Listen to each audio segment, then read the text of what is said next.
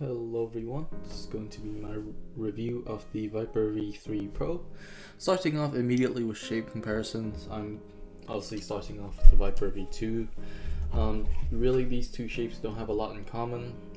The Viper V3 feels like one size up, and also it's a lot flatter, less contoured than the Viper V2, with the hump pushback and it being a lot taller, and to me it just makes for a much more comfortable mouse experience. While the Viper V2 really just feels slightly outdated and really gave me a lot of cramps. It's just a little too flat for me. It's based on the FK legendary shape, but really to me it's an outdated design, and it really doesn't help with aiming anymore, especially being so flat. Yeah, but I do think the curvature on the Viper V2 works a little bit better. A very similar shape to the Viper V2 is the Deluxe M800 with a similar hump, similar size, similar contour. The hump is actually more similar to the Viper V3, and really the Viper V3 just feels like a direct upgrade and a direct size up from the Deluxe M800 for me. They're both super comfortable and both great for relaxed claw grip, but with the Viper V3 I can even go into a palm, which is super nice. And really I've just been really enjoying the shape, and it really did reminded me a lot of the M800 and how I felt about this, and I just couldn't put it down. A third comparison here is going to be to two other symmetrical mics, just to give frame rate reference: the GPX and the Pulsefire Haste. Now the GPX has a much more rounded hump, right? It's much more bulbous and even flatter than the Viper V3. And really this just gives a blank canvas feel that is not the nicest in my opinion. This just feels perfectly contoured enough that it's comfortable without being too aggressively contoured or flat in where it cramps. Now it could be more contoured and be more comfortable, but that would be alienating some people, and obviously with a mouse this size you really risk that chance, because at this size, when it's super contoured, it can be a little bit too long or a little bit too narrow for some people, and I don't think that's what they want. So to me this is quite well done. Comparing it to the Pulsar Haste, this mouse has a hump slightly similar to the Viper V2 but not quite.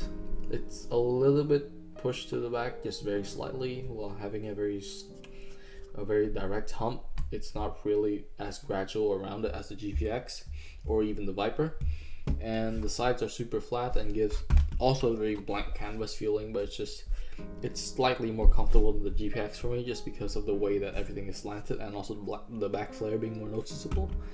But out of these three, I still think the Viper is the most enjoyable shape for me, and I just haven't been able to put this down.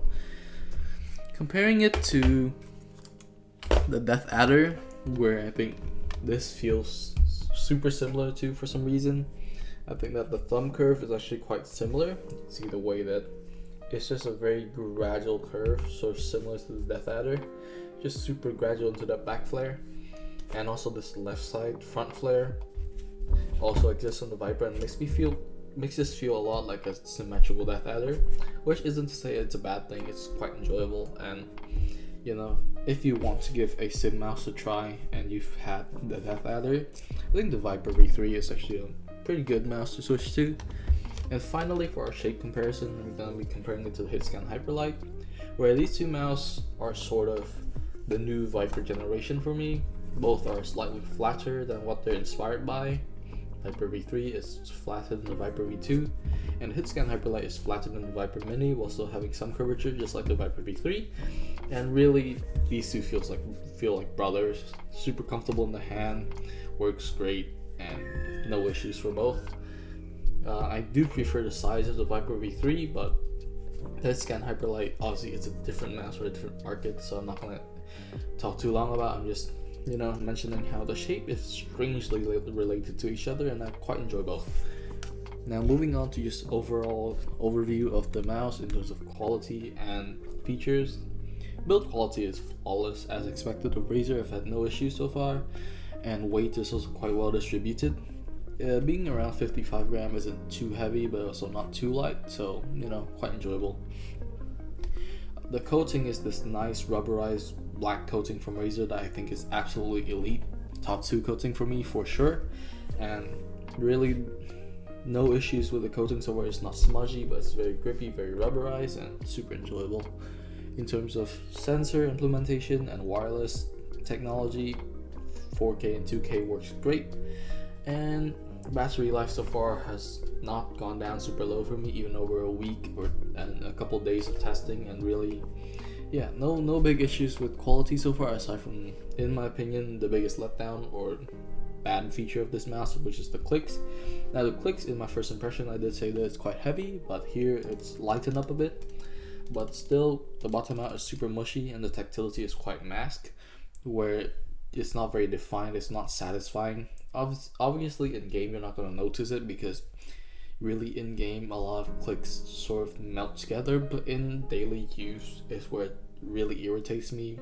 And clicking just casually using my computer, it just really felt unsatisfying. Now comparing it to the Viper V2, the coating is significantly improved. Obviously this PBT matte coating sucks. I think everyone can agree on that now. If you like it, fair, you know. It works great for dry hand, but once your hand is wet, it's really frustrating and really just not a good coating in my opinion. The side buttons is much crisper on the new one. The old one's quite hollow. The scroll wheel on both are quite nice, and the click implementation on the Viper V2 is actually a little bit better. It's lighter, it's crisper, and it's more enjoyable overall, but it's also less consistent in my opinion, which is why I've swapped in Razer opticals, which are even lighter and feels great on the Viper V2 to be honest. So yeah. And then finally the skates. The stock skates were quite okay, but I've swapped in Yanzis, which are just an even smoother and similar speed but with slightly more control skates compared to the Razer stock. They did speed up significantly over the time of using, but really not enough for me to pick them over the Yanzis. I've been really in love with these Yanzi skates so far on the Viper, and I don't think I'm going to be taking them off anytime soon. Yeah, aside from that, really super premium, enjoyable mouse. If you like the shape, I'd say there's no reason to pick another option. The ATK X1 exists, but ATK has had numerous QC issues, where I think going with Razer is still the best choice for now. And also I think just the fact that Razer customer service has been super great for me, so I really don't see an issue with this mouse, aside from the price being a little bit pricey. I did get this at a discount, so you know, if you're paying full price, I think there's definitely other options to consider, but if you got on the discount like I did, this is really well worth it. And yeah, that's the review. You guys can go enjoy some of my gameplay that I've gotten from the period of testing now. Bye bye.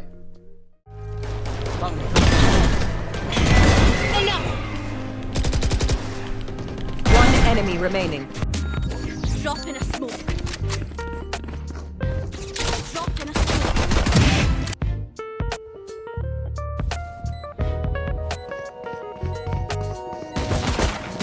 One enemy remaining.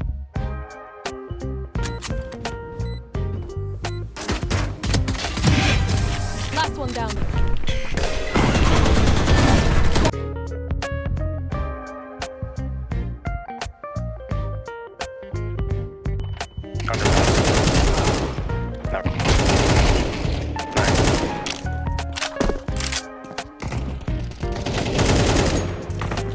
I think CT control good. Bomb has been planted. It's connected.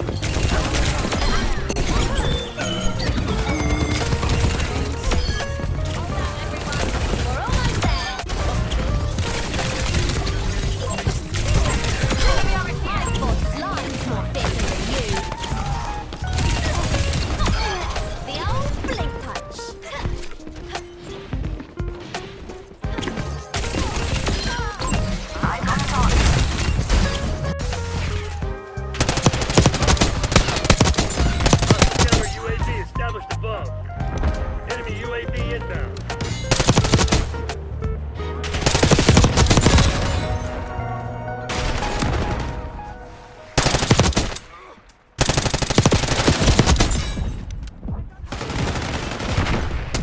Hardpoint located. Hardpoint locked down. Hostiles at the hardpoint.